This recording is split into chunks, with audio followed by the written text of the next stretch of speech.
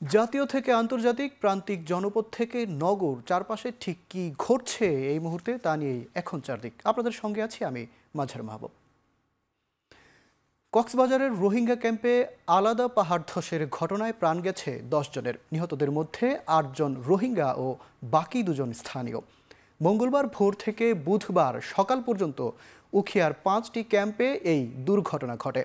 থাইংখালী 14 নম্বর রোহিঙ্গা ক্যাম্পের পাহাড় ধসে দেয়াল চাপায় মারা যায় 6ষ্ঠ শ্রেণীর এক স্কুল ছাত্র। 8 নম্বর ক্যাম্পে 2 জন, 9 নম্বর ক্যাম্পে 2 জন ও 10 নম্বর ক্যাম্পে মৃত্যু হয় 4 জনের। পুলিশ ও স্থানীয়দের সহায়তায় আধা ঘন্টার মধ্যে উদ্ধার কাজ সম্পন্ন করেছে ফায়ার সার্ভিস। গত 1 দশকে পাহাড় ধসের ঘটনায় 3 শতাধিক মানুষের প্রাণহানি হয়েছে কক্সবাজার জেলায়।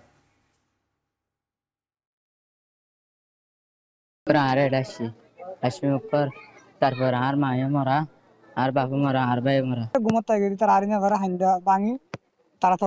বৃষ্টির ফলে এই বালি মাটির ভেতর দিয়ে পানি প্রবাহিত হয়ে বালির বস্তা সহ ধসে গিয়ে বিভিন্ন ঘরে প্রবেশ করে গেছে বালি মাটি এবং পাহাড়ের কিছু অংশ, বিশেষ করে প্রোটেকশনের যে বালি বস্তাগুলি সেগুলোই ঘরে ঢুকে পড়েছে।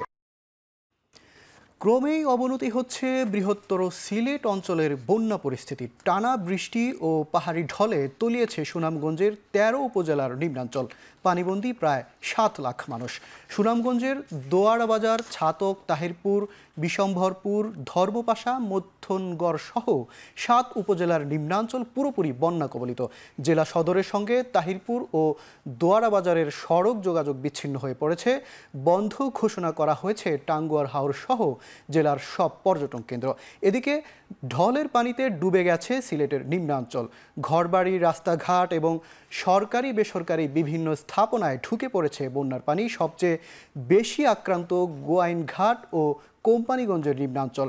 পরিস্থিতি সামাল দিতে কাজ করছে পানি উন্নয়ন বোর্ড সহ জেলা প্রশাসন ও সেনাবাহিনীর সদস্যরা।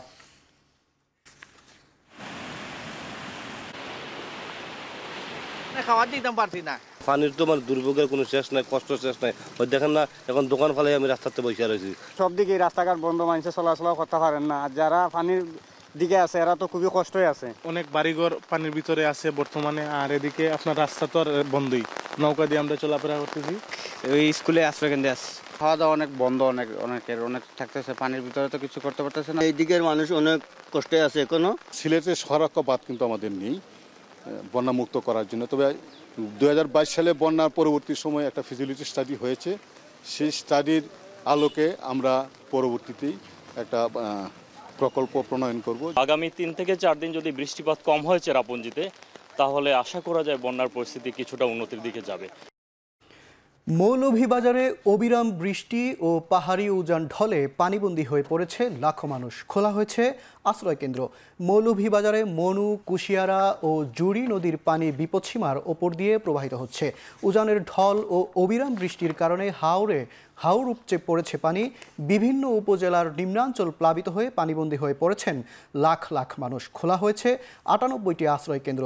গঠন করা হয়েছে 56টি মেডিকেল টিম। এই মুহূর্তে 37টি পৌরসভা ও ইউনিয়ন জলমগ্ন রয়েছে। অব্যাহত আছে বৃষ্টিপাত। কদিন থেকে আছেন আপনারা?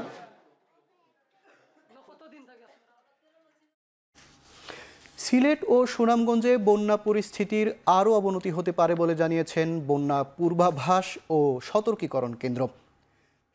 সর্দার উদয় রায়হান, নির্বাহী প্রকৌশলী, বন্যা পূর্বাভাস ও সতর্কীকরণ কেন্দ্র। কতিপয় স্থানে ভারী থেকে অতি ভারী বৃষ্টিপাতের সম্ভাবনা রয়েছে। সামগ্রিকভাবে আগামী 48 ঘন্টায় সিলেট সুনামগঞ্জে কিছুটা অবনতি হওয়ার সম্ভাবনা রয়েছে। একই সাথে দেশের উত্তরাঞ্চলেও কতিপয় পয়েন্টে একটা স্বল্পমেয়াদী বন্যা পরিস্থিতি সৃষ্টি হতে পারে। চট্টগ্রাম অঞ্চলে আগামী কয়েকদিনের ভারী বৃষ্টিপাত হওয়ার একটা সম্ভাবনা রয়েছে। তবে বর্তমানে নদীর যে পরিস্থিতি, তাতে আশা করা যাচ্ছে যে এই বৃষ্টিপাতের ফলে পানি বিপদসীমা অতিক্রম করবে না। রাজধানীর লালবাগের পোস্তায় কোরবানির 3য় দিনে চামড়া কেনাবেচার চাপ ছিল না। প্রথম দিনেই সংগ্রহ করা হয়েছে 80% চামড়া। আজ সংগ্রহ করা হচ্ছে 3য় দিনে কোরবানির দেয়া পশুর চামড়া। এবছর পোস্তায় 1 লাখ পিস চামড়া সংরক্ষণের লক্ষ্যমাত্রা ঠিক করা হয়েছে। আড়তদাররা বলছেন, চলতি বছর ব্যবসা ভালো হবে বলে প্রত্যাশা তাদের। অন্য যে কোনো বছরের চেয়ে বেশি চামড়া পোস্তায় এসেছে এবার, যদিও ছাগল সহ অন্য প্রাণীর চামড়া কিনতে আগ্রহ নেই পোস্তার আড়তদারদের। অনেকেই বিক্রি করতে না পেরে সড়কেই ফেলে গেছেন ছাগলের চামড়া। এদিকে 22 জুন থেকে ঢাকার বাইরের চামড়া সংগ্রহ করবে ট্যানার্স অ্যাসোসিয়েশন।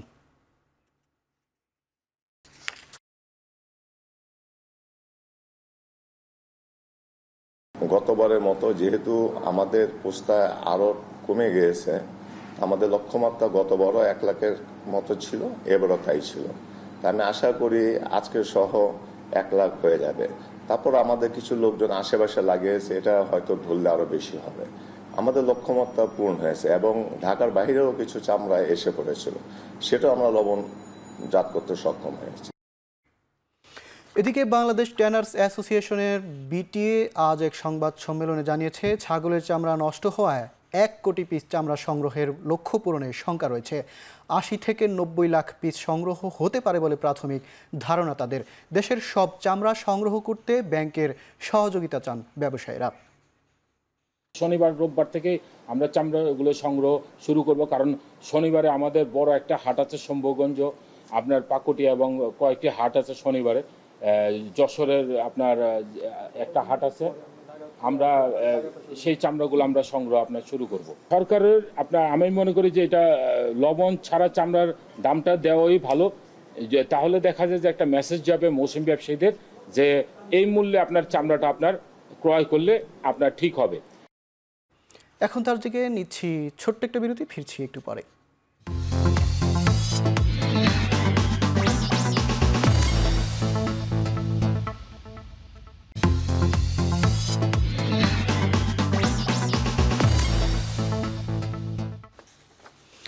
বিরতির পর ফিরে এলাম, আপনারা দেখছেন এখন চারদিক। ঈদের ছুটি শেষে পরিবার পরিজনদের সাথে ঈদ কাটিয়ে ধীরে ধীরে রাজধানীতে ফিরছেন কর্মজীবী মানুষ। অন্যদিকে বিভিন্ন কারণে ঈদের আগে ছুটি না পাওয়ায় আজও ঢাকা ছাড়ছেন অনেকেই। ঈদের টানা 5 দিনের ছুটি শেষে বুধবার খুলছে অফিস আদালত। কাজের প্রয়োজনে অনেকেই ফিরছেন ঢাকায়। বাড়তি ছুটি যারা নেননি মূলত তারাই ফিরছেন ঈদের তৃতীয় দিন। যাত্রী চাপ না থাকলেও সকাল থেকে রেলপথে ও সড়কপথে দেখা যায় ঢাকা ফেরার চিত্র। ফেরার পথে ভোগান্তি আর যাত্রী চাপ এড়াতেই আগে ভাগেই ফেরার কথা জানান যাত্রীরা। এদিকে ঈদের তৃতীয় দিনেও দেখা গেছে ঢাকা ছাড়ার চিত্র। বিভিন্ন কারণে ঈদের আগে বাড়ি ফিরতে পারেননি তারা। পরিবহন সংশ্লিষ্টরা বলছেন ঢাকা ফেরার চাপ বাড়বে আগামীকাল থেকে।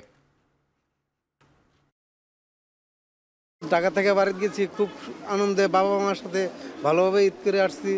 করতে চলে আসলাম দেশ থেকে। ফার্স্ট টাইম ঢাকায় ঈদ করেছি, তো ভালোই ছিল আলহামদুলিল্লাহ। এখন আবার গিয়ে বাপ মার সাথে ঈদ করব, এটা একটা আনন্দ, বাড়িতে যাচ্ছি এই জন্য। ঢাকায় কুরবানি করে এই যে এখন যাচ্ছি গ্রামে, সবার সাথে একটু দেখা হবে, আত্মীয় স্বজনের সাথে। সবচেয়ে বড় কথা হলো আমাদের ছুটি তো শনিবার পর্যন্ত, এই জন্য আমরা এখন যেতে পারতেছি। আজকে পর্যন্ত চাপ নাই, আগামীকাল থেকে হতে পারে, এবং অ্যাডভান্স বিক্রি আছে আগামীকাল থেকে। আগামীকাল থেকে আপনার যাত্রীরা বেশি ঢাকার দিক ব্যাক করবে। ঈদের ছুটি শেষে বরিশাল থেকে রাজধানীমুখী হতে শুরু করেছে মানুষ, তবে লঞ্চ ঘাটে তেমন ভিড় নেই। ঈদ উপলক্ষে স্বাভাবিক সময়ের চেয়ে কিছুটা বেড়েছে ভাড়া, তবে তা সরকারের নির্ধারিত ভাড়ার থেকে কম। বুধবার ঈদের তৃতীয় দিনে বরিশাল নদীবন্দরে দেখা গেছে এমন চিত্র। লঞ্চগুলোর 1/3 কেবিন ভাড়া হলেও ডেকের যাত্রী আগের তুলনায় অনেক কম। নদীবন্দরে 9টি লঞ্চ নোঙর করা থাকলেও রাজধানীর উদ্দেশ্যে যাত্রা করেছে 6টি লঞ্চ। পদ্মা সেতু চালু হবার পর বেশিরভাগ যাত্রী সড়কপথে চলাচলের কারণে লঞ্চে যাত্রী কম হচ্ছে বলে জানান সংশ্লিষ্টরা। ঈদ উপলক্ষে বেড়েছে লঞ্চের ভাড়াও। আগের তুলনায় 100 টাকা থেকে 400 টাকা পর্যন্ত বেড়েছে টিকিটের দাম। এদিকে কোনো রকম ভোগান্তি ছাড়াই ঈদের ছুটি শেষে কর্মস্থলে ফিরতে শুরু করেছে যাত্রীরা, এবং ফিরতে পেরেও তারাও খুশি। ফ্যামিলি অবশ্য ঈদের 15 দিন আগেই আসছিল, এখন ফ্যামিলি সহকারে যাচ্ছি, মোটামুটি ভালোই। গাড়িতে গেলে একটু তাড়াতাড়ি হয়, বাট লঞ্চে গেলে একটু রিল্যাক্সে যাওয়া যায় আর কি। এখন পর্যন্ত ঈদের ছুটি শেষ হয় নাই, শেষ হইলে পরে তারপরে দেখা যেতে পারে যে যাত্রী বাড়তে পারে। ঈদ করতে আসছিলাম, ঈদ করে এখন আবার চলে যাইতে আসছি, কিন্তু আমরা গাড়িতে গেলে আমগো দেখা যায় পদ্মা সেতু দিয়ে ভালো যাইতে পারি, তারপরে জ্যামে বাইক থাকতে থাকতে হরানি হয়ে যায়। ঈদ হওয়ার কথা ডেক যাত্রীও এবং কেবিনেরও সেক্ষেত্রে এই ব্রিজ হওয়ায় ব্যাগের যাত্রীও আমাদের নেই এবং 1/3 কেবিন খালি। যাত্রীদের যাতে স্বাচ্ছন্দ্যে যেতে পারে সেই হিসেবে আমরা অতিরিক্ত লঞ্চ রেখেছি। যে আপনারা দেখতে পাচ্ছেন আজকে 6টা লঞ্চ যাচ্ছে এবং অতিরিক্ত 3টা লঞ্চ স্পেয়ার এখানে রাখা হয়েছে। ঈদের পর প্রথম কার্যদিবসে শুরু হয়েছে অফিস। সকাল 10টা থেকে ব্যাংকের লেনদেন শুরু হলেও শেষ হয় নতুন সময়সূচি অনুযায়ী। এতে লেনদেনে আরও বাড়তি সময় পাওয়া যাচ্ছে বলে জানান গ্রাহক ও ব্যাংক কর্মকর্তারা। নতুন সময়সূচি অনুযায়ী এবং ঈদের পর আজ থেকে ব্যাংকের লেনদেন শুরু হয় সকাল 10টা থেকে, লেনদেন চলে বিকাল 4টা পর্যন্ত। তবে অফিসের কার্যক্রম চলে বিকেল 6টা পর্যন্ত। এদিন ঈদের পর প্রথম কার্যদিবস হওয়ায় সকাল থেকেই ব্যাংকে আসেন ব্যাংকের কর্মকর্তা ও গ্রাহকরা। ঈদের ছুটি শেষে রাজধানীর বেশিরভাগ বাসিন্দা এখনও না ফেরায় খুব একটা চাপ দেখা যায়নি ব্যাংকগুলোতে। ব্যাংকের কর্মকর্তারা জানান আগামী সপ্তাহের শুরু থেকে ব্যাংকে গ্রাহকদের ভিড় বাড়বে।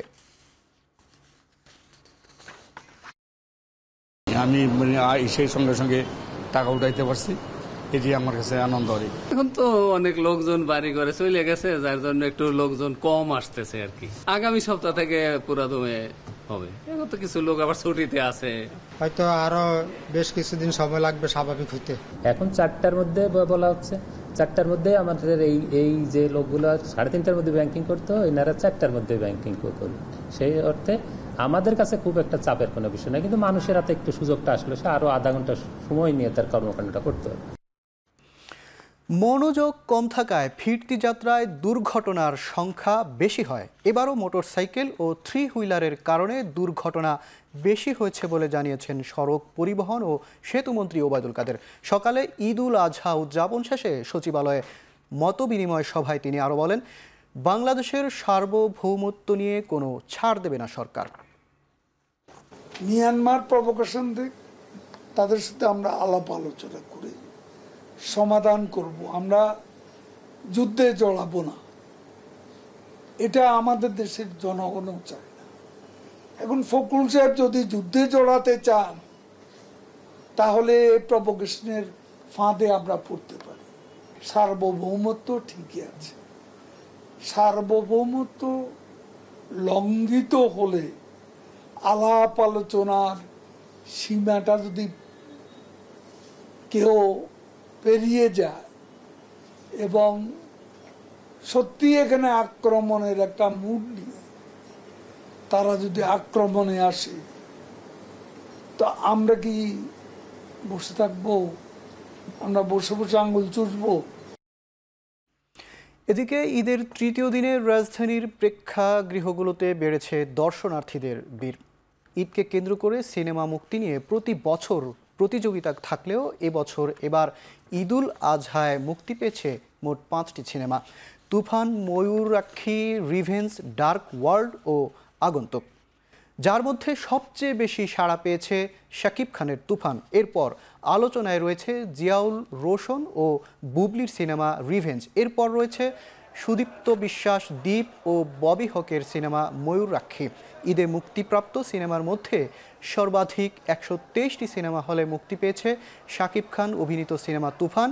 রিভেঞ্জ সিনেমাটি দেশের 15টি সিনেমা হলে চলছে, ময়ূরাক্ষী চলছে 2টি প্রেক্ষাগৃহে। আগন্তুক সিনেমাটি মোট 5টি হলে মুক্তি পেয়েছে।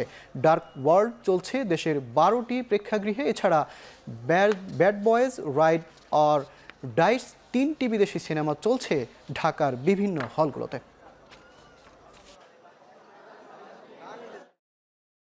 আম্মু বাবা সবার সাথে হঠাৎ প্ল্যান তৈরি হয়ে গেল, তো আমরা তুফান দেখার প্ল্যান করলাম আর চলে আসলাম। প্ল্যান রাখি ঈদের সময় যে একটা সিনেমা দেখবো, আর শাকিব খানের মুভি যেহেতু বড় হিট হয়, তখন প্রিয়তমা দেখলাম, রাজকুমার দেখলাম, ভালোই লাগলো, এই জন্য তুফানটা দেখতে আসা।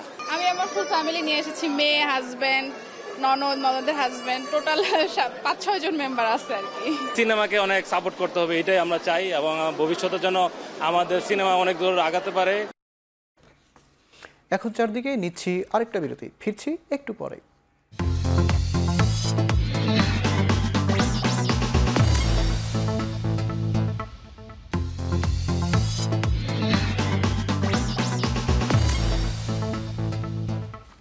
বিরতির পর আবারও ফিরে এলাম। আপনারা দেখছেন এখন চারদিক।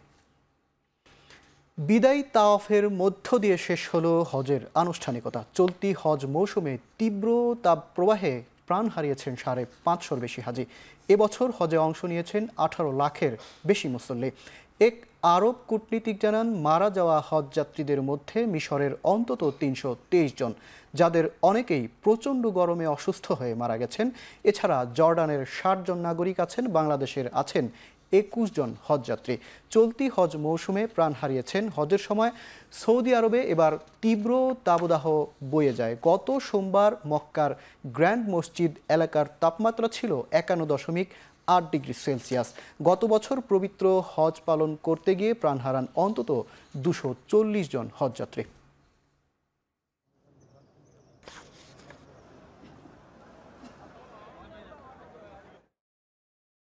বিশ্বের সবচেয়ে মূল্যবান কোম্পানি এখন চিপ প্রস্তুতকারক প্রতিষ্ঠান এনভিডিয়া। অ্যাপলের পর সবশেষ মাইক্রোসফটকে টেক্কা দিয়েছে এই প্রযুক্তি প্রতিষ্ঠান। বর্তমানে এনভিডিয়ার বাজার মূল্য $3.5 লাখ কোটি কাছাকাছি। শুধু মঙ্গলবারই এই প্রতিষ্ঠানের শেয়ারের দর $3.5% বেড়ে শেয়ার প্রতি বিক্রি হয়েছে $135 ওপরে। ক্যালিফোর্নিয়ার এই প্রযুক্তি প্রতিষ্ঠান এর আগে টেক জায়ান্ট অ্যাপলকে টেক্কা দিয়ে বিশ্বের দ্বিতীয় সর্বোচ্চ মূল্যবান প্রতিষ্ঠানের জায়গা দখল করেছিল। বাজার মূল্যের দিক থেকে দ্বিতীয় ও তৃতীয় অবস্থানে থাকা মাইক্রোসফট আর অ্যাপলের শেয়ার দর এই খবরে কমে গেছে কিছুটা। আর্টিফিশিয়াল ইন্টেলিজেন্স চিপের বাজারের 80% এনভিডিয়ার নিয়ন্ত্রণে। 1999 সালের পর থেকে এখন পর্যন্ত প্রতিষ্ঠানটির শেয়ারের দর 5,91,000% বেড়েছে।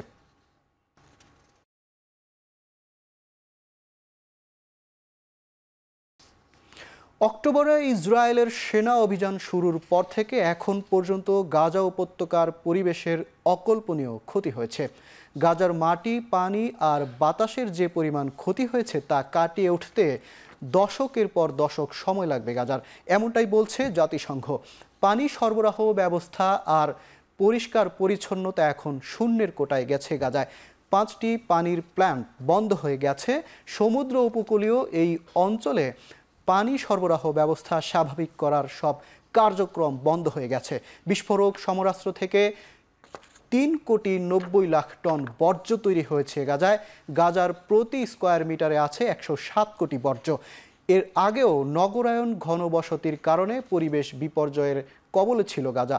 জাতিসংঘ বলছে, ইসরায়েলের সেনা অভিযানের কারণে এই উপত্যকায় সোলার প্যানেল স্থাপন, পানি পরিশোধন সহ সব ধরনের উন্নয়ন কাজ বন্ধ। শেষ করছি এখন চারদিক। এখন টেলিভিশন ওয়েবসাইটে দেখতে ভিজিট করুন www.ekhon.tv, ফেসবুকে ভিজিট করুন facebook.com/tv.ekhon, ইউটিউবে সার্চ করুন youtube.com/c/ekhon tv।